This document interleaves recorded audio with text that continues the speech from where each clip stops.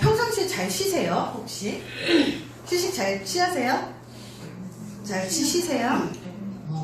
그러면 쉬는 날 뭐 하세요, 보통? 누워있어요. 하루 종일 자거나, TV 봐. 하루 종일 TV 보거나, 뭐, 꼼지락거리거나, 페이스북 하거나, 막, 친구들이랑 얘기하거나, 뭐, 이렇게 하잖아요. 그쵸? 우리가 쉬는 걸 잘 못 쉬어도 감정 조절 안 되는 거 아세요? 원래 쉬는 걸 잘 못 쉬어도 감정 조절이 안 됩니다. 왜 그러냐면, 우리가 평소에 긴장을 굉장히 많이 하고 살아요. 원래 우리가. 그래서 이거를 이완을 잘 해줘야지 되는데, 이완을 하는 방법을 몰라요. 쉬는 방법을 모르는 거예요.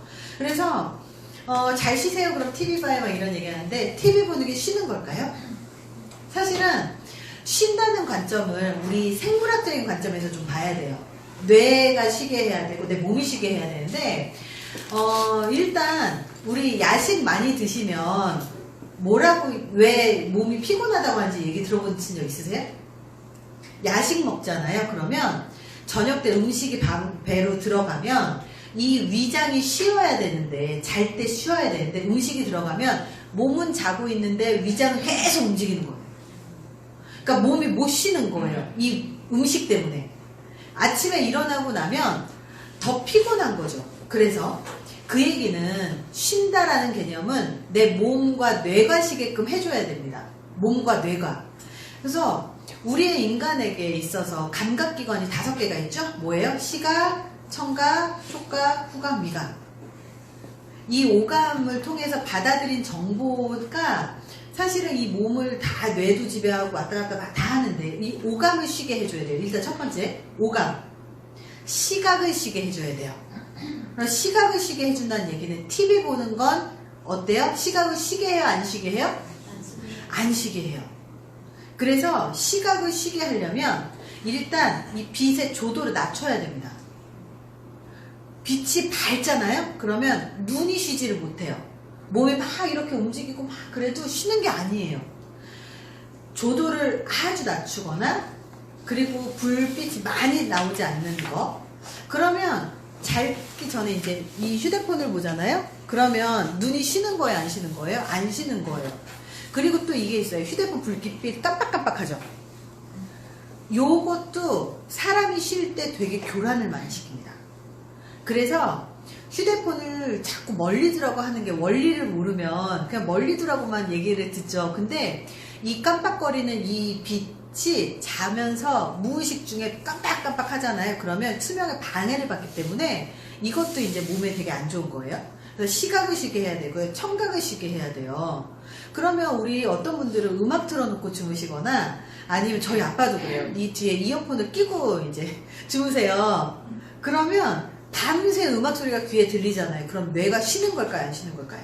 뇌가 못 쉬어요. 그래서 음악을 듣는 게 쉬는 게 절대 아니거든요. 음악을 듣는 거는 내 감정을 어떻게 하면 해소할까를 활용하는 거예요. 예를 들어서 내가 그런 거 있어요. 노래 한 번에 딱 꽂혀가지고 엄청 들었던 적 있어요? 없어요? 있죠. 그때 꼭 남자친구랑 헤어졌어. 그래가지고 가사가 딱 마음에 꽂혔어. 그러면 그 노래를 일주일이고 열흘이고 한 달이고 듣잖아요. 그렇게 내 마음하고 노래 곡조나 가사가 비슷한 노래를 계속 들으면 그걸로 투영이 되기 때문에 아까 미술 치료한 것하고 같은 효과예요. 그래서 그런 것들을 음악 치료라고 이제 이야기를 합니다. 그래서 음악을 듣는 건 치료적인 효과는 있을 수 있지만 휴식은 아닙니다. 그래서 귀가 들리지 않게, 그러니까 아무 소리도 듣지 않는 게 이제 가장 좋아요. 그러면 촉각 어때요? 촉각.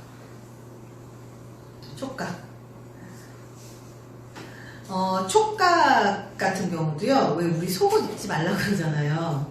그쵸? 속옷 안 입는 게 좋다고 그러는데 계속 이렇게 쪼이는 것들도 그렇고 이 촉각에 관한 부분입니다. 그래서 가장 이제 편안한 이런 그 이불이라든지 이런 것들이 내가 가장 좋아하고 편안한 부드러운 것들로 하라는 게 바로 그런 것들이고 시각, 청각, 촉각, 후각, 미각 있잖아요. 후각, 미각 있잖아요. 후각 같은 경우도 사람한테 영향을 되게 많이 주는 요소 중에 하나입니다. 그래서 아로마 테라피라고 들어보셨죠? 그게 근본 치료적인 효과가 되는 건 아니지만 아로마 향에 따라서 내가 쉴 수 있는 향이 있고 쉬지 못한 향이 있어요. 어떤 향이 못 쉬냐면 레몬향, 자몽향 이런 향들은 쉬는 향이 아니에요. 약간 이거 시트러스 계열이라고 하거든요. 막 되게 밝고 시큼하고 막 이런 향들은 정신을 맑게 해주는 향이거든요. 그래서 혹시라도 집에 그런 그 시트러스 계열을 좋아하지만 그래도 잘 때만큼은 그것들이 별로 좋지 않고 어떤 계열이 좋냐면 부드러운 향, 라벤더라든지 이런 향들이 되게 좋고 일랑일랑도 되게 좋은 향이에요. 그래서 뭐 체온제라고 하는데 체온제라는 건 좀 잘못 알려진 거고 몸이 쉴 수 있게 이완시켜주는 작용을 합니다. 그래서 그런 향들이 이제 좋아서 후각 기능 그런 것들 좀 활용하시는 것들도 좋습니다. 그리고 미각 뭐 미각 말할 것도 없죠. 먹지 말라는 거죠 뭐. 일단 먹으면 몸이 못 쉬니까.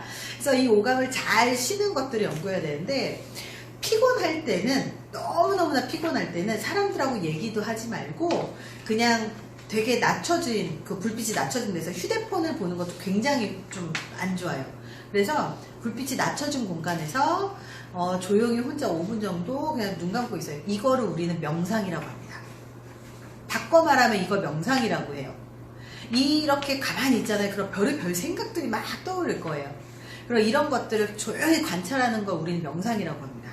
그래서 왜 명상이 좋냐면 이렇게 몸이 휴식을 취하는 가운데 있으면 뇌가 자극을 받지 않으니까 뇌도 쉬게 되잖아요. 근데 뇌는 지금 현재만 자극 안 받는다고 쉬는 게 아니라 과거의 자극들도 계속 머릿속에 돌거든요.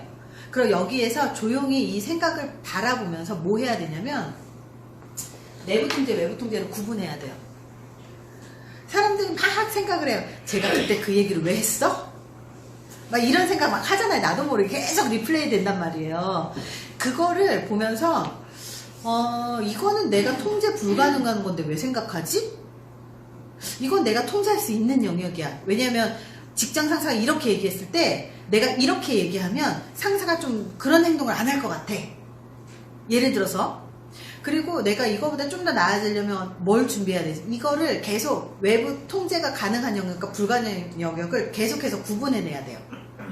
그거 못하면 감정 조절이 안 돼요, 원래. 그래서 통제 영역을 구분하세요. 저 같은 경우는 어떻게 이제 이것들을 극복을 하냐면 저는 이제 한 달에 한 번씩 절에 갑니다. 제가 뭐 엄청 절언니다 뭐 이런 느낌은 아니에요.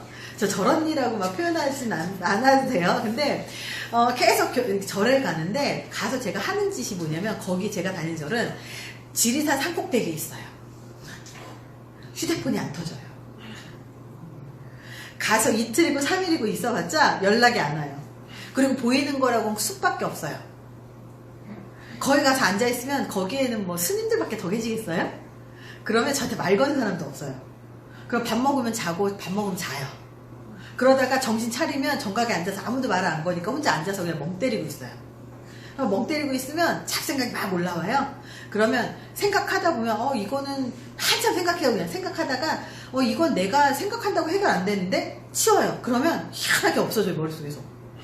그리고 이거는 좀 생각해 볼 문제야. 그럼 생각하다 보면 여기서 내가 뭘 하면 되지? 내가 할 수 있는 걸 자꾸 찾기 시작해요.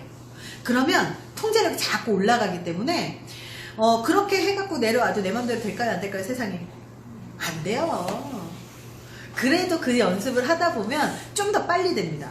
그리고 또 하나가 우리가 이제 짜증이 좀 더 많이 나고 쉬지 못하고 막 이런 느낌들이 되게 많죠. 쉬는데 왜 그러냐면 휴대폰 때문입니다. 휴대폰. 왜 휴대폰 때문이냐면 우리가 스트레스라고 말하는 그 스트레스가 뭐냐면 긴장해 있는 걸 스트레스라고 얘기하거든요. 이 긴장해 있는 걸 스트레스라고 하는데 이게 원래 사람은 누구나 집에서 쉬었다가 밖으로 나가면 누구나 긴장을 하게 돼 있어요. 정신 차려야 막 버스도 타고 걸어도 다니고 사람하고 안 부딪히니까 이 긴장 상태가 풀어지지 않고 오래 가는 걸 스트레스라고 얘기해요. 근데 집에 가서는 이 긴장이 풀어져야 되잖아요. 근데 안 풀어지는 이유가 있습니다. 그게 뭐냐면 휴대폰 때문이에요. 왜냐면 쉬고 있는데 이완이 딱 돼 있는데 카톡 딱 울리잖아요. 그러면 갑자기 나도 모르게 긴장을 하는 거예요. 그러니까 긴장하는 게 내가 의식적으로 긴장해야지가 아니라 몸이 근육이 단단해진다는 얘기거든요. 그 얘기예요.